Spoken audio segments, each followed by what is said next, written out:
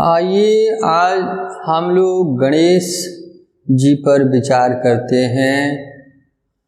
इसके पहले भगवान के पावन नाम का स्मरण करते हैं। स्मरण कर कर हृदय को पवित्र करते हैं और पवित्रता के बाद हम लोग गजानन शब्द है उस पर विचार भी करेंगे। भगवान को हाथी के रूप क्यों दिया गया है इस पर भी हम लोग विचार करेंगे। तो हम लोग पावन नाम का स्मरण करें। श्री राम जय राम जय जय राम, श्री राम जय राम जय जय राम, श्री राम जय राम जय जय राम, श्री राम जय राम जय जय राम, श्री राम जय राम जय जय राम, श्री राम जय राम जय जय राम। आइए हम लोग आज गणेश जी के ऊपर विचार करते हैं। गणेश जी शक्ति देते हैं, बुद्धि देते हैं और अंदर से अपवित्रता को नष्ट करते हैं। गणेश जी को हाथी का प्रतीक क्यों दिया गया है? हाथी बहुत बड़ी शक्तिशाली होता है। हाथी बहुत बड़ा शक्तिशाली होता है। इसलिए जो हमारा बुद्धि है वो बहुत बड़ा शक्तिशाली है और बुद्धि हमारे ब्रह्मांड में ही रहता है और उस बुद्धि को पूरे जीवन तक हम सही उपयोग नहीं कर पाते हैं। जीवन ऐसे ही हमारा चला जाता है और कितना बड़ा ज्ञान का भंडार है यह बताना मुश्किल है। आज तक इस ब्रह्मांड का कोई पता नहीं कर पाया है, जिसको गजानन भी बोलते हैं, गणेश जी बोलते हैं, जिसको अलग अलग नाम दे करके हम बुद्धि को पुकारते हैं। बुद्धि कितनी शक्तिशाली है उसी के ऊपर हम लोग विचार करते हैं।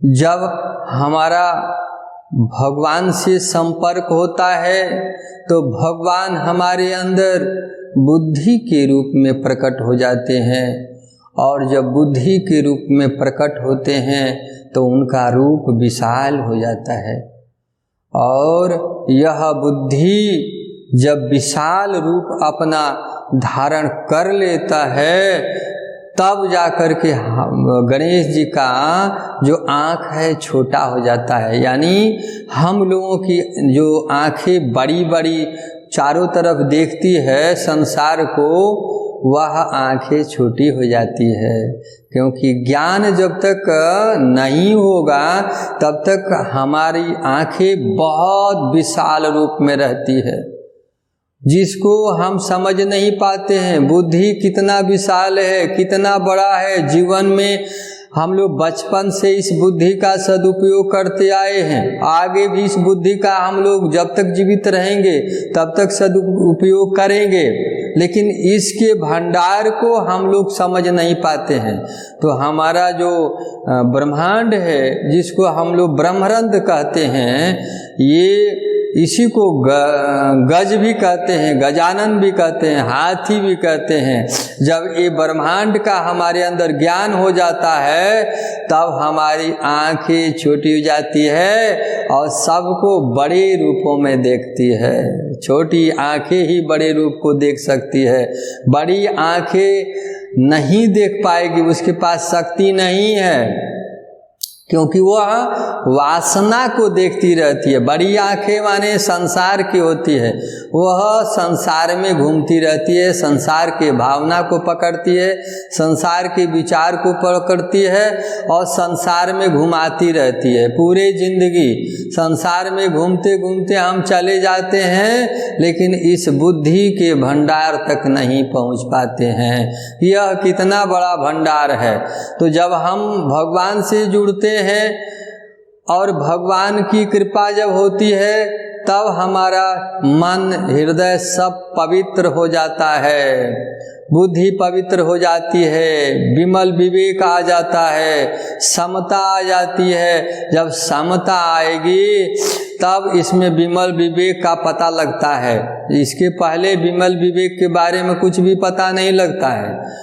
और विमल विवेक जब आता है तो हमारी आँखों की दृष्टि छोटी हो जाती है, और जब छोटी होती है तब हमें भगवान का दर्शन होने लगता है, और भगवान के दर्शन से हमारे रोग नष्ट होते हैं, ज्ञान में पवित्रता आता है, भावना विचार में मधुरता आता है।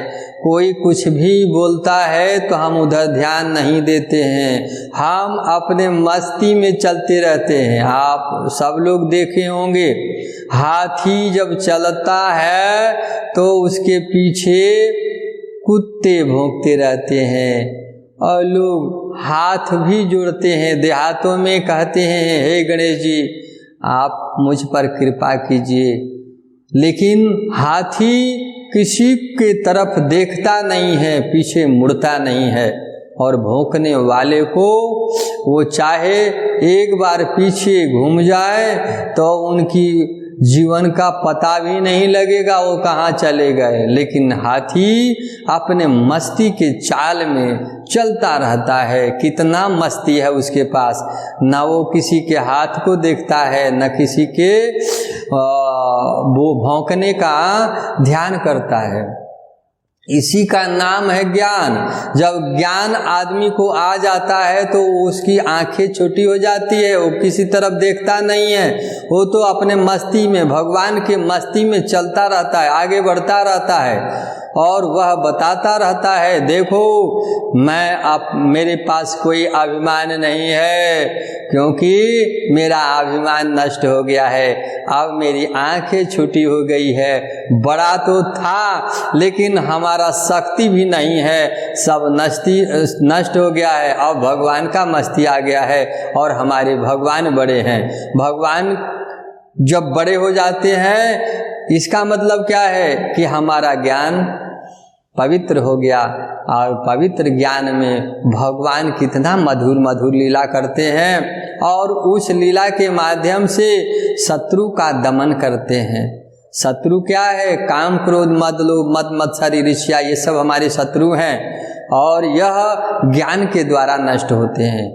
जब तक ज्ञान नहीं होगा तब तक यह नष्ट नहीं हो सकते हैं। ये हमारे अंदर अपना भाव बना कर रखते हैं। जो कोई हमारा निंदा चुगली करता है, जो कोई स्तुति करता है, उसके तरफ हम ध्यान देते रहते हैं, और जब हमारा ज्ञान पवित्र हो जाता है, मधुर मीठा सरल कोमल हो जाता है, तो हम अपने मस्ती के चाल में चलते रहते हैं। हम किसी की तरफ ध्यान नहीं देते हैं, मेरा कौन निंदा करता है, कौन स्तुति करता है, क्योंकि अभिमान नष्ट हो जाता है, अभिमान रहता नहीं है। और अभिमान के नष्ट होने से ही भगवान की कृपा का पता लगता है। मस्ती आता है, हम हाथी बन जाते हैं, मस्ती में चलते रहते हैं, और क्या कौन कहेगा, क्या कोई कर रहा है और क्या कोई कह दिया, इन सब का विचार नहीं रहता है, और उसको हम समान दृष्टि से मस्ती से आगे देखते हुए बढ़ते रहते हैं। अन्यथा जीवन हमारा नरकमय बन जाएगा। जब हम वासना की तरफ देखते हैं, अपने निंदा चुंगली की तरफ देखते हैं तो विषाद हो जाता है। स्तुति के तरफ ध्यान करते हैं तो हर्ष होने लगता है। तो हर्ष और विषाद से जब हम ऊपर होते हैं तब भगवान से हमारी एकता होती है, भगवान से हम जुड़ते हैं, भगवान में हो जाते हैं। भगवान तो मेरा है, हम भगवान के हो जाते हैं, और जब हम भगवान के होते हैं तब मस्ती हो जाती है, मस्त हो जाते हैं, और हाथी जैसे चलते रहते हैं, मधुर मधुर और मधुरता के साथ, और किसी का ध्यान नहीं देना है, अपने परमात्मा का ध्यान देना है। परमात्मा के ध्यान से ही मस्ती रहती है। परमात्मा से ध्यान जैसे हटा मस्ती वैसे ही नष्ट हो जाता है। सावधानी हटी दुर्घटना घटी। तो हम भगवान के ध्यान में जब रहेंगे तो हमारी मस्ती बनी रहेगी और हम हाथी जैसे बने रहेंगे।